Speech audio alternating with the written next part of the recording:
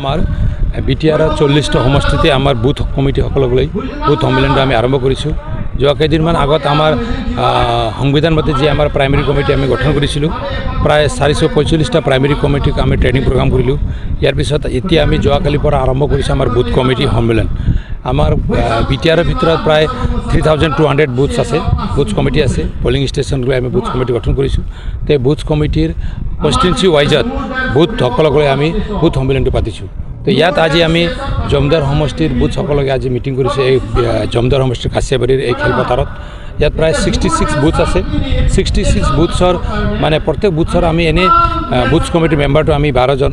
তাৰপিছত আমাৰ তাত 10 ইউথ 10 ওমেন লৈ টোটেল 35 মেম্বাৰ্ছক লৈ আমি ইয়াত প্ৰত্যেক বুথৰ পৰা 35 মেম্বাৰ্ছ কৰি ইয়াত আহিছে।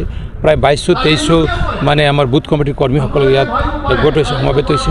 10টা প্ৰাইমেৰী কমিটি আছে, ব্লক লিডাৰ আছে। এই সকলো লিডাৰসকললৈ এটা এৱাৰনেছ প্ৰগ্ৰাম, দলক এটা ষ্ট্ৰেংথেন কৰাৰ বাবে, দলক এটা শক্তিশালী কৰাৰ বাবে, তৃণমূল পৰ্যায়ৰ কৰ্মকৰ্তাসকলক আমাৰ এটা কেন্দ্ৰীয় কমিটিৰ ফালৰ এটা মেছেজ দিয়াৰ কাৰণে তেখেতসকলক আগন্তুক বিটিআৰৰ যি কাউন্সিল নিৰ্বাচন ছেপ্টেম্বৰত হ'বলৈ গৈছে তাৰ কাৰণে সাজু কৰাৰ বাবে যোৱাকালিৰ পৰা আমি প্ৰগ্ৰামটো আৰম্ভ কৰিছোঁ। যোৱাকালি দত্মা, চৰাইবিল, আপোনাৰ কচুগাঁও আৰু ফকীৰগাম 4টা সমষ্টিত হিউজ এটা গেডাৰিং লৈ হিউজ এটা আমাৰ দলীয় কৰ্মকৰ্তাসকলক লৈ আমি বুথ সন্মিলনটো সমাপ্ত কৰিলোঁ। তো আজি প্ৰথম প্ৰগ্ৰামটো আমি ইয়াত কৰিছোঁ। আজিৰ দিনত কোকৰাঝাৰৰ এই 12টা সমষ্টিত 6টা সমষ্টিত হৈ আছে।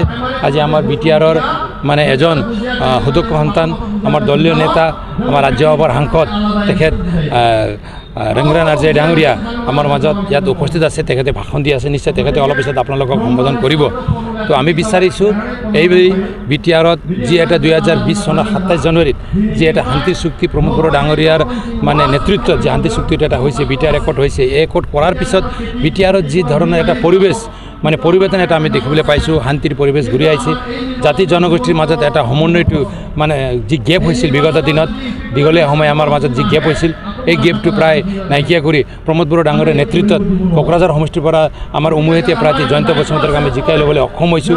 গতিকে ইয়াৰ পৰা এইটো অনুমান কৰা যায় প্ৰমোদ বড়ো ডাঙৰীয়া আজি বিটিআৰত থকা 35 লক্ষ মানুহ আৰু 26টা মানে জনগোষ্ঠীক জাতি ধৰ্ম বৰ্ণ নিৰ্বিশেষে একত্ৰিত কৰি আগুৱাই যোৱাৰ কাৰণে তেখেতে সফল হৈছে।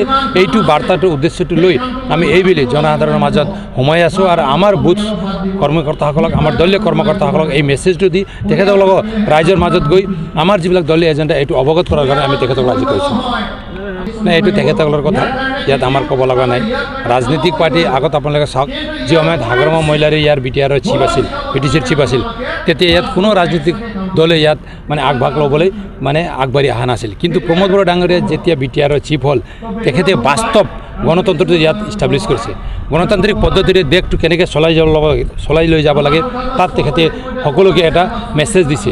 আজি চাওক, ইয়াত বিজেপি মাথো নহয়, কংগ্ৰেছে আহিব, GSPও আহিব, বিভিন্ন ৰাজনৈতিক দল ইয়াত আহিব, সকলোৱে ইয়াত অংশগ্ৰহণ কৰিব। আমি বিচাৰিছোঁ গণতন্ত্ৰ ইয়াত ইষ্টাব্লিছ হওক, গণতান্ত্ৰিক পদ্ধতিৰে যি ধৰণৰ ছিষ্টেমেটিকলি আমাৰ দেশটো চলে, ভাৰতবৰ্ষটো চলে, এই ধৰণৰ এই বিটিআৰত মানে এই নিৰ্বাচন প্ৰক্ৰিয়াটো আৰম্ভ হওক। আৰু ইয়াত বিজেপিয়ে কিমানটা খেলে নেখেলে এইটো তেখেতৰ কথা। আৰু আমাৰ ফালৰ পৰা কিন্তু এটা স্পষ্ট, আমি 40টা সমষ্টিতে খেলিম। আৰু আমাৰ দলীয় যিসকল কেন্দ্ৰীয় নেতাসকল আছে, আমাৰ মানে ছিনিয়ৰ লিডাৰ্ছসকল আছে, তেখেতলোকে ইয়াত সিদ্ধান্ত ল'ব। আমি জাষ্ট কৰ্মী হিচাপে আমাৰ দলৰ দায়িত্ব দিলে আমি কাম কৰি যাম। আমি এইটো ভাবা নাই আমি 40টা সমষ্টিতে নিৰ্বাচন খেলিম। এতিয়া প্ৰি এলায়েন্সটো আমি কোনো ভাবা নাই। চৰকাৰ বনোৱাৰ ক্ষেত্ৰত পিছত কি হ'ব কি নহ'ব এইটো পিছৰ কথা। কিন্তু আজিৰ সময়ত আমি বিটিআৰত শান্তি আনিছোঁ।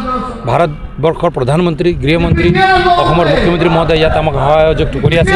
গতিকে এটা ভাল এটা পৰিৱেশৰ মাজত সুস্থ এটা মানে গণতন্ত্ৰটো ইয়াত ইষ্টাব্লিছ কৰাৰ কাৰণে প্ৰমোদ বড়ো ডাঙৰীয়াই আগবাঢ়ি আছে। তাত আমি একমত হৈ সকলোৱে কাম কৰি আছোঁ। এইটোৱে আমাৰ এতিয়া হাগ্ৰামা মহিলাৰীকে সুধিব লাগিব। যদি হাগ্ৰামা মহিলা তেনে তেখেতৰ এজন মানে কলিগ, মানে যি সময়ত BLTৰ মানে সৃষ্টিকৰ্তা, আজি BTCৰ ক্ৰিয়েটৰ চন্দন ব্ৰহ্ম ডাঙৰীয়া, খাম্পা বৰগাৰী ডাঙৰীয়া আজি হাগ্ৰামাৰ লগত নাই। গতিকে তাত আমাৰ ক'ব লগা নাই তেখেতে কি কৈছে কি কোৱা নাই। তেখেতক এৰিছে, তেখেতৰ সংগীসকলে তেখেতে কৰিছে। আজি আমাৰ দলতে আমাৰ প্ৰমোদ বড়ো ডাঙৰীয়াৰ লগতে কাম কৰি পেলাই তেখেতসকলে আগবাঢ়ি আহিছে। গতিকে আমি কোন BPF কোন UPPL বুলি কোৱা নাই। আমি বিটিআৰৰ 35 লক্ষ মানুহৰ কাৰণে কাম কৰিছোঁ। যেতিয়া আমি ভাল কাম কৰি যাম তেতিয়া তাত হাগ্ৰামা মহিলাৰো উপকৃত হ'ব, এইটো কথা। ঠিক আছে, থেংক ইউ।